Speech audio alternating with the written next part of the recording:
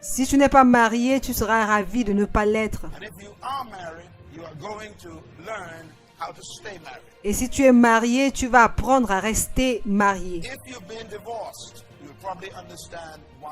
Si tu es divorcé, probablement tu comprendras pourquoi cela est arrivé. Alors écoute très attentivement aujourd'hui. Je vais me focaliser aujourd'hui sur les lois du royaume relatives au mariage. Nous allons redécouvrir l'autorité de l'alliance du mariage. Cette année, notre thème, c'est l'autorité de la citoyenneté dans le royaume. Dans le royaume de Dieu, tu es citoyen quand tu es né de nouveau. Un citoyen doit vivre sous l'autorité des lois du pays. Alors, ce que nous voulons faire dans cette série, c'est de vous montrer les lois du royaume concernant le mariage.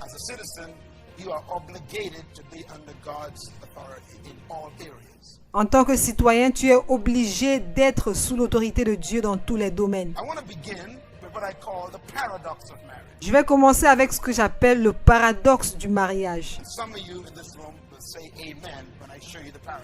Et certains d'entre vous dans cette salle diront Amen quand je vous montrerai le paradoxe. Voici quelques paradoxes du mariage. Premièrement, le mariage est la plus grande attraction, mais également la plus grande distraction. Tout le monde semble vouloir se marier. Au moins, la plupart d'entre nous ont le désir de se marier. Mais le problème, c'est que le mariage peut devenir une grande distraction pour toi si tu ne le fais pas bien. Voici un autre paradoxe. Le plus puissant et le plus grand danger dans la vie, c'est le mariage. C'est un paradoxe.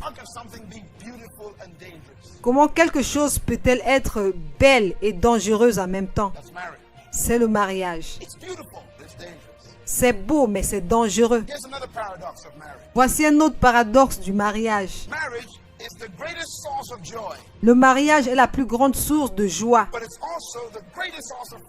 mais c'est également la plus grande source de frustration. Paradoxe. Il y a des couples mariés aujourd'hui qui comprennent de quoi je parle. Alors, au jour de leur mariage, c'était tellement excitant. 2 semaines plus tard, tu les vois en train de dire, je me suis trompé. La joie et la frustration. Un autre paradoxe. Le mariage est le rêve le plus précieux que tu puisses avoir.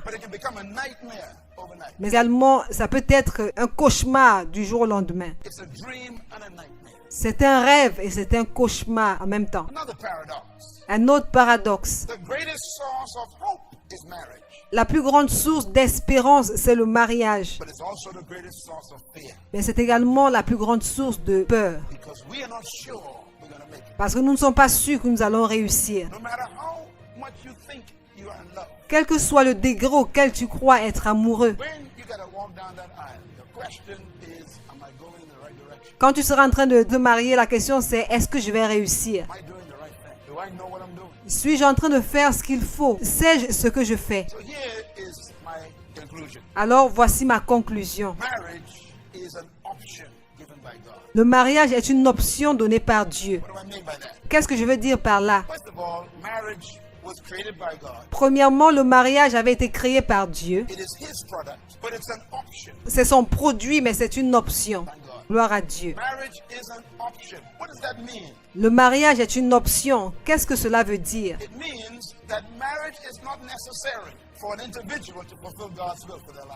Cela veut dire que le mariage n'est pas nécessaire pour un individu pour que ce dernier accomplisse le plan de Dieu dans sa vie.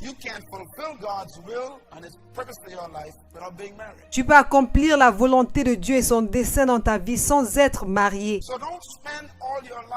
looking for someone to marry alors ne passe pas toute ta vie à la recherche d'une personne que tu vas épouser, and forget to live God's will. oubliant d'accomplir la volonté de Dieu. You should be preoccupied fulfilling God's will Tu dois être occupé à accomplir la volonté de Dieu or preparing to fulfill it ou alors te préparer à l'accomplir rather than consuming your time chasing the prospect of marriage. au lieu de perdre ton temps dans la prospection pour le mariage. In other words, marriage is a choice. En d'autres termes, le mariage, c'est un choix. It's not mandatory. Ce n'est pas obligatoire. There are many people in history and also biblical characters Il y a plusieurs personnes dans l'histoire et beaucoup de personnages bibliques également who did great works for God and were not married. qui ont fait de grandes œuvres pour Dieu, mais ils n'étaient pas mariés. The first thing I said in this session was this. La première chose que j'ai dite lors de cette session, c'est la suivante. Marriage is an attraction, but it is also a distraction. Le mariage est une attraction, mais il est également une distraction. In other words,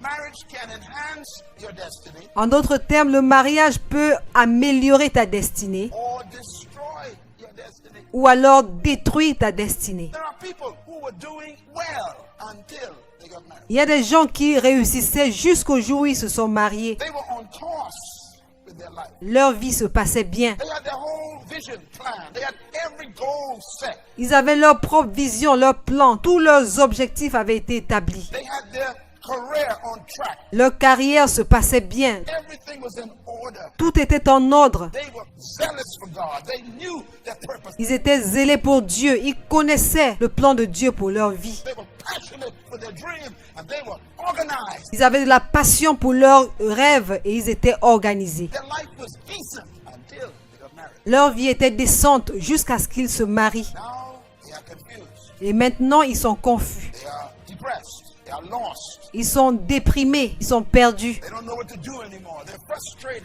Ils ne savent plus quoi faire. Ils sont frustrés. Imagine, Imaginez-vous, marriage is so dangerous. le mariage est tellement dangereux. It can derail your destiny. Ça peut dérailler ta destinée. I guess my point is, don't take this life. Ce que je veux dire, c'est ne prenez pas cela à la légère. You want to know how dangerous marriage is? Read this verse with me. Si vous voulez savoir à quel point le mariage est dangereux, lisez ce verset avec moi. Read Matthew 19:10. Matthieu 19, verset 10. The disciples said to Jesus, if this is the situation between husband and wife, Les disciples ont dit à Jésus, si telle est la condition de l'homme à l'égard de la femme. I'm talking from the Bible now. Je parle du point de vue de la Bible maintenant. The disciples told Jesus, then it's better for a man not to marry.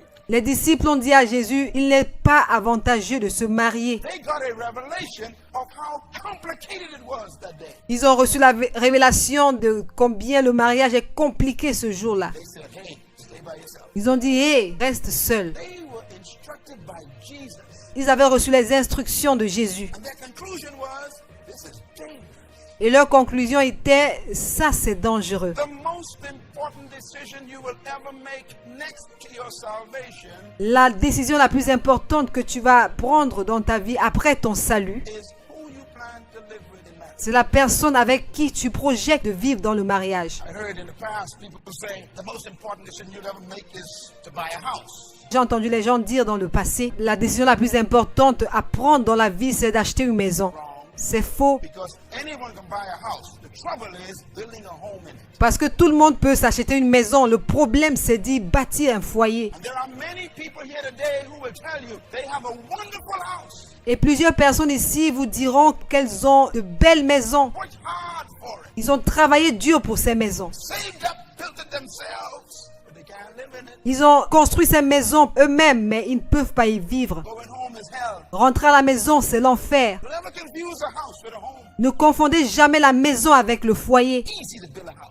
Tough to build a home. C'est facile de construire une maison, mais difficile de bâtir un foyer. They said, stay alone. Ils ont dit, restez seuls. Look at the response of Jesus in verse 11. Regardez la réponse que Jésus leur a donnée au verset 11. Jesus agreed. Jésus était d'accord. He says, look, not only it's better for you not to get married, he says, but not everyone can accept this responsibility. Il a dit non seulement c'est mieux que vous restiez sans vous marier, mais seulement tout le monde ne peut pas accepter cette réalité. Have you ever said that before in the Bible? Est-ce que vous avez déjà vu ça dans la Bible? Look at it. He says, a lot of folks even ain't ready for this. Il a dit plusieurs personnes ne sont même pas prêtes pour ça. Not everyone, he says, can handle this. Tout le monde ne comprend pas cette parole. That's God talking. C'est Dieu qui parle. I'm 30, I'm a woman. Oh, really? Oh, j'ai 30 ans, je suis une femme. Oh, vraiment? I'm 40, I'm a man. Et j'ai 40 ans, je suis un homme. God says, listen, your age ain't got nothing to do with this. Et Dieu dit, regarde, ton âge n'a rien à voir avec cela. Are you ready for this?